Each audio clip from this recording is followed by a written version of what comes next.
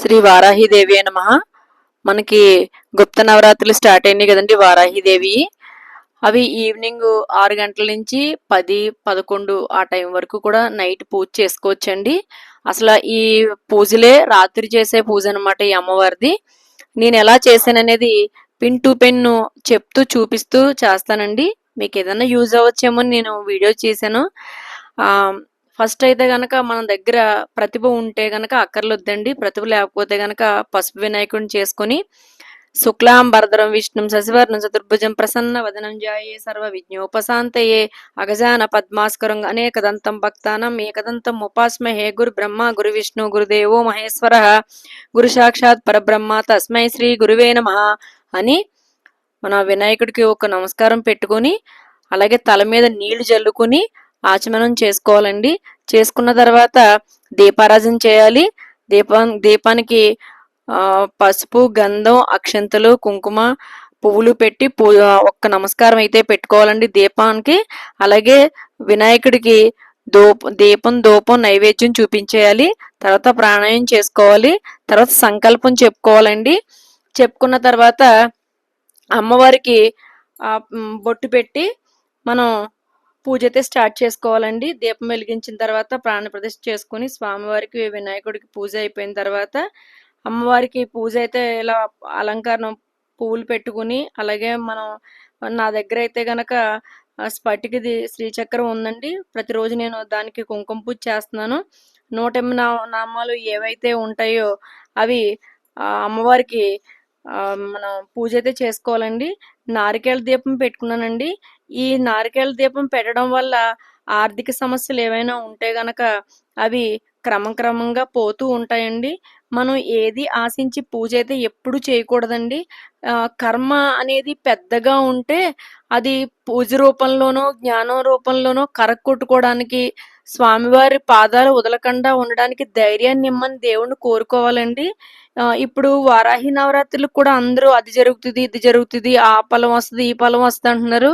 మనిషి ఆశాజీవి కాబట్టి ఏదో ఫలించి ఏదో ఆశించి చేసేది పూజ అయితే కాదండి. రేపటి రోజు బాగుంటది, భగవంతుడు నన్ను పుట్టించిన వాడు ఈ కష్టాన్ని ఇచ్చినవాడు తీర్చడా అనే నమ్మకంతో మనం మాత్రం ఖచ్చితంగా బతకాలండి. అలా కుంకుమ పూజ అయిపోయిన తర్వాత ఏకహారతి అయితే ఇచ్చానండి. అలాగే ప్రతిరోజు మీకు ఒక పెద్ద సీక్రెట్ చెప్తానండి. అందరికీ తెలిసిన విషయమే కానీ చిన్నదే ఉంటది పని, కానీ మనం దాన్ని నెగ్లెక్ట్ చేస్తూ ఉంటామండి. సాయంత్రం ప్రతిరోజు కూడా గడపకి సాయంత్రం 5:30, 6 అవగానే గడపకి ముగ్గు పెట్టుకుని అటు ఇటు దీపం పెట్టుకుని తులసి దగ్గర దీపం పెట్టుకుని లోపల దీపం పెట్టుకుని ప్రదోషకాలంలో గనక కనకదార స్తోత్రాన్ని ప్రతిరోజు చదివితే గనకండి ఆ ఇల్లు చాలా అంటే చాలా అభివృద్ధిలోకి వస్తుందండి.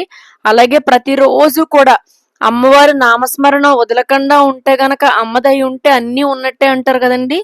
అలా అయితే గనక ప్రతి ఒక్కళ్ళు చేసుకోండి. కనకదార స్తోత్రాన్ని అస్సలు వదలొద్దు. అలాగే అమ్మవారికి ఈరోజు నైవేద్యంగా నేను చక్కెర పొంగరి చేశానండి స్వామివారికి. అలాగే దీపం ధూపం నైవేద్యం పెట్టి పూజ చేసుకున్నాను. అమ్మవారికి ఇంకోటి ఏంటంటే అండి, వారాహి అమ్మవారికి ధూపం అంటే చాలా ప్రీతి అండి. ప్రతిరోజు కూడా అంటే ధూప్ స్టిక్సే కాకుండా మన దగ్గర దొరికితే గనక బొగ్గులు తీసుకుని ఆ బొగ్గుల్లోని పచ్చకర్పూరం అలాగే యాలకొకటి లవంగాలు ఇంకా దాంట్లోని గుగ్గులు అంటారు కదండి, సాంబ్రాణి అది కూడా వేసి అమ్మవారికి ఆ ధూపం అంటే చాలా ప్రీతి అనమాట అండి. మీ దగ్గర ఫోటో ఏదన్నా కొనుక్కోలేని వాళ్ళు ఉంటే గనక గ్రీన్ కలర్ అమ్మవారి సారీ కట్టుకున్న ఫోటో పెట్టుకోండి, చాలా మంచి జరుగుతుంది. ఒకవేళ కొనుక్కుంటే గనక అది మీ ఇష్టం అండి. అలాగే రోజుకు ఒక అలంకారం కాబట్టి ఈ రోజు అమ్మవారి మొదటి రోజు అండి. అలంకారం వచ్చి ఆదివరాహ రూపం అండి. అమ్మవారికి రెడ్ కలర్ పువ్వులు అంటే ఇష్టం కాబట్టి నేను మార్నింగ్ పూజలోని ఇప్పుడు పూజలోని కూడా మందార పువ్వులు ఉండేటట్టుగా చూసుకున్నాను. ప్రతిరోజు మీరు తప్పకుండా చేయాల్సిన పని ఏంటి అంటే గనక అమ్మవారికి పానకం అనేది ఎప్పుడు కూడా మిస్ అవ్వద్దండి. ప్రతిరోజు పానకం పెట్టండి. అలాగే ఈరోజు బెల్లం పొంగల్ అంటే అమ్మవారికి ఇష్టం కాబట్టి రెడ్ కలర్ పువ్వులు ప్రసాదంగా వచ్చి పొంగల్ పెట్టానండి. అలాగే జపించాల్సిన మంత్రం అంటే 108 నామాలు చదువుకోవడం రాలేని వాళ్ళు కూడా కుంకుమ పూజ చేసేటప్పుడు ఓం శ్రీయం హ్రీం గ్లీం శ్రీ వారాహిదేవి అయిన మహా అనే మంత్రాన్ని పఠించినా కూడా ఫలితం వచ్చేస్తుందండి. అమ్మవారికి పచ్చకర్పూరంతో హారతి ఇచ్చానండి. సర్వమంగళ మాంగళ్యే శివే సర్వార్థ సారకే శరణ్యేత్ర్యంబకే దేవి నారాయణో నమోస్తుతే. అమ్మా, ఎన్నో కష్టాల్లో ఉన్నవాళ్ళు ఎంతో నిన్ను నమ్మి ఈ పూజలు చేస్తున్నారమ్మా. అంటే ఇది వ్యాపారం అయితే కాదు, కానీ ఈ కర్మలన్నీ చేసింది ప్రతి మనిషి కూడా ఎవరికి చెప్పుకుంటాడు? తల్లే కదా! మంచోడిని కన్నది తల్లే, చెడ్డోడిని కన్నది తల్లే. కాబట్టి అది నువ్వు కడుపులో పెట్టుకుని ప్రతి ఒక్క భక్తుడిని కాపాడే శక్తి నీ ఒక్కదానికే ఉంది. కాబట్టి ఎవరెవరికి ఎలాంటి మనోవాంఛలు ఉన్నాయో వాళ్ళందరికీ కూడా తీర్చి వాళ్ళని దిద్దమ్మా అని ఒక్క నమస్కారం అయితే పెట్టుకున్నానండి. మాలధారణ ఎందుకు చేసుకుంటారు? ఎందుకు చెయ్యాలా ప్రతి ఒక్కళ్ళని అడుగుతున్నారండి. అసలు మాలధారణ ఎందుకు చేస్తారనేది నేను ఒక వీడియో చేసి పెడతానండి. భగవంతుడికి చాలా దగ్గరగా ఉండాలి అంటే గనక మాల వేసుకోవాలండి. ఎందుకంటే పూజ అంటే పూజ చేయాలి కదా అనుకుంటారు. అదే మాలధారణ అయితే గనక పొద్దున్న సాయంత్రం తలస్నానం చేసి, అలాగే స్వామివారికి అమ్మవారికి ప్రతిరోజు కూడా ఈ 9 రోజులు కూడా మాలధారణ చేసాం కాబట్టి ఒక మంత్రాన్ని పట్టుకుని దాన్నే జపిస్తూ ఉండడం అనమాట అండి. అలా నియమ నిష్టలు అనేది ఇంకా ఎక్కువగా ఉంటాయి కాబట్టి అమ్మవారికి దగ్గరగా ఉంటామన్న దాని గురించి మాల వేసుకోవడం అండి. దీనికి ప్రత్యేకంగా ఒక వీడియో చేసి పెడతాను మీకు. అలాగే చూడండి, అలా బొగ్గులు ఉంటాయి కదండి, ఆ బొగ్గుల్లో మాత్రమే పొగేస్తే అమ్మవారికి చాలా ధూపం అంటే చాలా ఇష్టం అండి.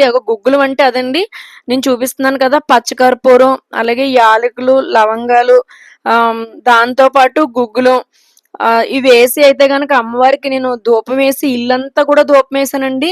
ఇంకోటి ముఖ్యంగా మీకు చెప్పే విషయం ఏంటంటే, అమ్మవారు ఉన్న ఈ 9 రోజులు కూడా ఇంట్లో గొడవలు పడడం కానీ, లేకపోతే పగలు ఆవిడ పడుకుంటారు కాబట్టి గట్టి గట్టిగా మాట్లాడడం కానీ ఇలాంటివి ఏవి చెయ్యొద్దండి.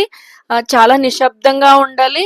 రాత్రి 12 గంటల వరకు కూడా అమ్మవారు సంచరిస్తూ ఉంటారు కాబట్టి బయట మీరు ఏ నామం అయితే అమ్మవారికి ఒక నామం పెట్టుకుని, నేనైతే గనక ఏ రోజు మంత్రం ఆ రోజే ఓం శ్రీ వారాహిదేవి అయిన మహా అనే మంత్రాన్ని పఠించినా కూడా చాలండి. అలా చెప్పుకోవడం వల్ల ప్రతిరోజు అలా అమ్మవారిని నామం పట్టుకోవడం వల్ల అమ్మవారు పొంగిపోతారంటండి. ప్రతి ఒక్కళ్ళు దీన్ని పాటించండి. అలాగే మార్నింగ్, ఈవినింగ్ 2 టైమ్స్ కూడా ధూపం వేసుకోండి. ఒకవేళ బయట నుంచి ఎలాంటి గాలులు, చెడుగాలు అలా వచ్చినా కూడా అమ్మవారు అదే ఈ పాజిటివ్ వైబ్ అనే ఉంటది. దాని గురించి చెప్తున్నానండి. అలాగే వీడియో నచ్చితే కనుక ప్లీజ్ లైక్, షేర్ అండి. రేపు సెకండ్ డే కాబట్టి రేపు పూజ కూడా పెడతాను. రేపు సెకండ్ డే కదండి, రేపు వచ్చి అమ్మవారి అవతారం లఘు వారాహి అండి. అమ్మవారికి ఇష్టమైన కలర్ వచ్చి పసుపు కలరు అండ్ పెట్టవలసిన నైవేద్యం వచ్చి పులిహోర అండి. అలాగే పలకాల్సిన మంత్రం వచ్చి ఓం శ్రీ లఘు వారాహి దేవి అయిన మహా అనే మంత్రాన్ని 108 సార్లు పఠించండి. అలాగే పూజ చేసిన వాళ్ళు మాత్రమే పలకాలనేది ఏం కాదండి. పూజ చేసుకోలేని వాళ్ళు కూడా, కుదరలేని వాళ్ళు కూడా అమ్మవారు ఆ నామం అనేది అలా పఠిస్తూ ఉండండి. చాలా మంచిదనమాట. ఎక్కడ మర్చిపోవద్దు. ఒకవేళ మీకు ఎక్కడైనా ఇంకా ఏదైనా వీడియో గురించి తెలుసుకోవాలనుకుంటే గనక ప్లీజ్ కామెంట్ సెక్షన్ లో తెలపండి. మా ఇంటి వారాహిదేవి ఎలా ఉన్నారనేది కామెంట్ సెక్షన్ లో తెలపండి. అలాగే ఈ అమ్మ దయ ఉంటే అన్నీ ఉన్నట్టే కదండి. ఈ వారాహిమాత ఈ 9 రోజులు కూడా ప్రతి ఇంట కూడా సుఖశాంతులు, అలాగే సౌభాగ్యం, అలాగే ధనం ప్రతిదీ ఇవ్వాలని హార్ట్ఫుల్ గా నేనైతే కోరుకుంటున్నానండి. స్వస్తి, సర్వేజన సుఖ్నో భవంతు. Thank you for watching.